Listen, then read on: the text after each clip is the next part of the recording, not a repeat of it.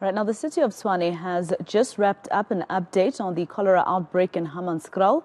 23 people have died there, with one person dead in the Free State. And we've just found out that 2 more cases of cholera have been confirmed in the northwest. More than 200 people have been hospitalized so far, and residents are angry and afraid. Let's go to senior reporter Aviwe Mtila, who joins us now live from the capital to give us more details on what was said there by the mayor. Aviwe, we saw the mayor, Brink, also just talking about some of the research institutions that they've roped in to try and assist them with what exactly has caused the cholera outbreak in Hammanskraal.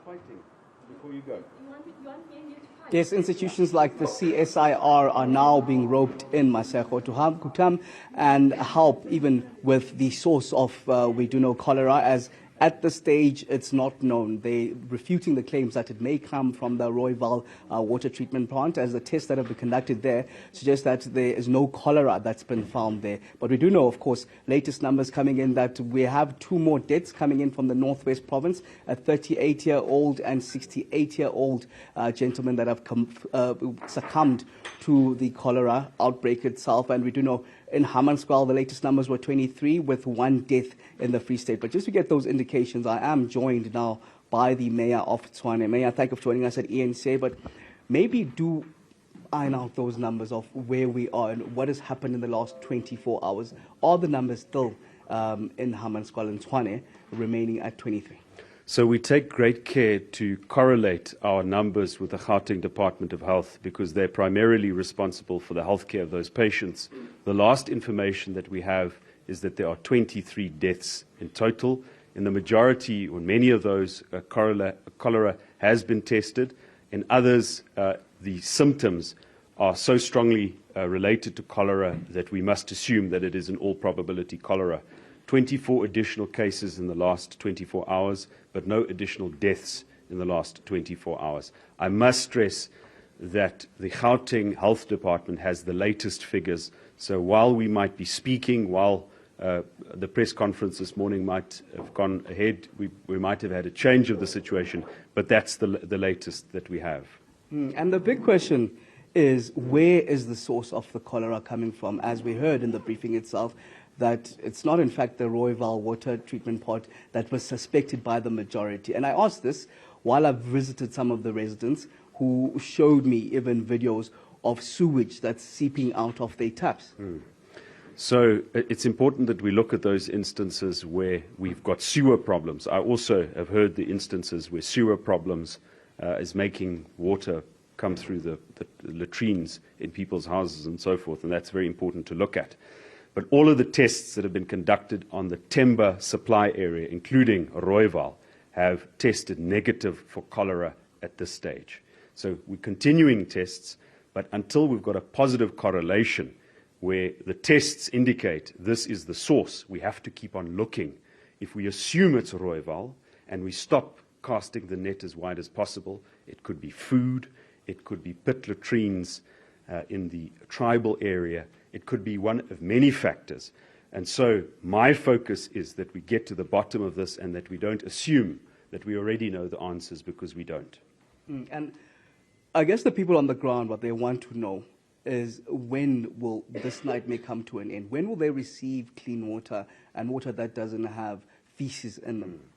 So we've got to distinguish, as I mentioned before, the cause of the cholera outbreak and the bigger issue of Hammanskraal water, where for almost 2 decades people have had to live with substandard water.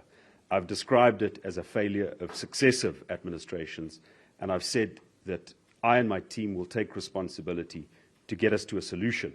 We've spoken to the Department of Water and Sanitation and said to them, we have got an allocation of 450 million rand in the next 3 years to upgrade Rooiwal wastewater treatment plant. And let me be clear, until we've upgraded that plant, the quality of the water supplied through the timber system will not be on a standard for cooking and drinking. It won't be the constitutional standard.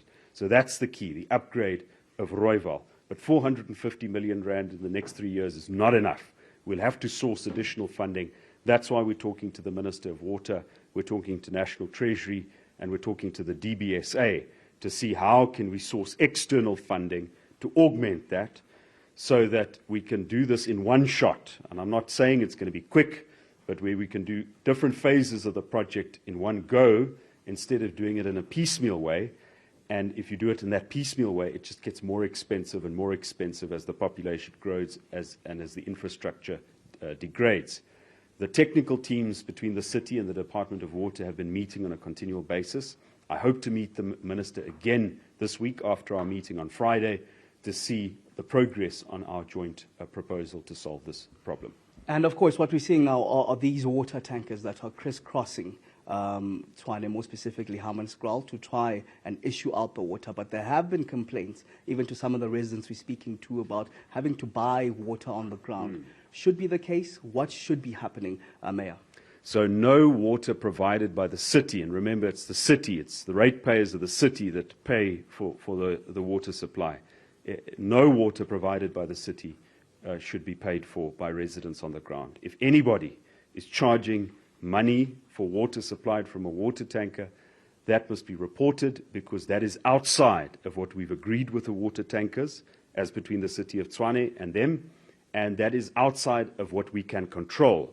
If there are folks selling water without permits, that means that water hasn't gone through the system of checks. And what we want is for folks to note the number plates of those tankers, the date and the circumstances and where they were, and provide that information to the city via ward councillors, or if the ward councillor is perhaps not trusted, via the Tshwane Metro Police. We're also deploying Tshwane Metro Police roadblocks in Hammanskraal to check water tankers, to check their permits. And in addition, we have deployed also EPWP workers to assist the city to check that the water tankers abstract the water from the right points, that they deliver them contractually to where they're meant to deliver. But now that the national attention is focused on Hammanskraal, let's use that as an opportunity to identify and eliminate any form of abuse as regards to water tankers. And just lastly, and maybe quickly, how soon are you to finding out the source of cholera, and who have you roped in to assist with this? So we've roped in the CSIR, the Medical Research Council, as well as the Water Institute. Remember, this is a collaborative effort between national, provincial and local government. And it's important that we don't work at cross purposes. So we've said we need additional help.